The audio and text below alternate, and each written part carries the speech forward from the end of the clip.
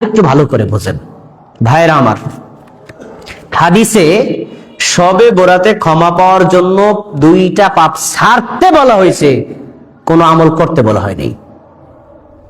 দুইটা পাপ ছাড়তে বলা হয়েছে, কোন আমল করতে বলা হয় নাই।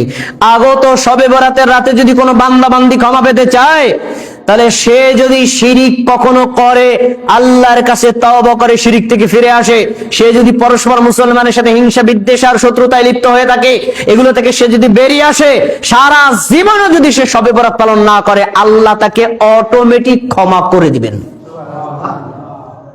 আর যদি তার ভিতরে হিংসা বিদ্বেষ থাকে, শত্রুতা থাকে, কবর মাজারে যাওয়ার অভ্যাস থাকে, পিশাবকে সেজদা দেওয়ার অভ্যাস থাকে, ল্যাংটা পীরের কাছে গিয়ে বরকত নেওয়ার অভ্যাস থাকে, এই রাতে যদি সারা রাত সেজদায় পড়ে থাকে, ক্ষমা থেকে সে নিস্তার পাবে না। এই জন্য আগত শবে বরাত উপলক্ষে আমাদের 2 দফা কর্মসূচি। বলেন সবাই, কয় দফা কর্মসূচি? 1, আমরা কখনো শিরিক করব না, যদি করে থাকি তাহলে তওবা করে ফিরে আসবো, 1 দফা কর্মসূচি। 2 নম্বর, আগত শবে বরাত উপলক্ষে আমরা কোন মুসলমানের সাথে হিংসা বিদ্বেষ শত্রুতায় লিপ্ত হব না। কারোর সাথে আমাদের কোনো ঝগড়া নাই, সব মুসলমানদেরকে আমি ভালোবাসি, শ্রদ্ধা করি, সম্মান করি। সে যদি আমাকে শত্রুতা করে করুক, কোন সমস্যা, তার সাথে আমার কোনো শত্রুতা নাই।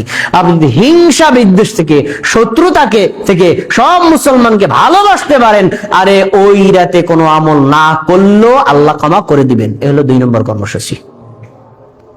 তাহলে আগত শবে বরাত উপলক্ষে আমরা কয়টা কাজ করব বলেন?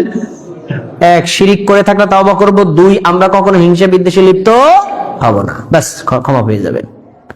আচ্ছা, এখন আপনাদের সামনে আমার কথা হলো, এই যে আমল 2টার কথা বলা হলো, এই 2টা তো স্পষ্ট সহিহ হাদিসে আছে, কিন্তু এই 2টা বাঙালি করে না। কিন্তু বাঙালি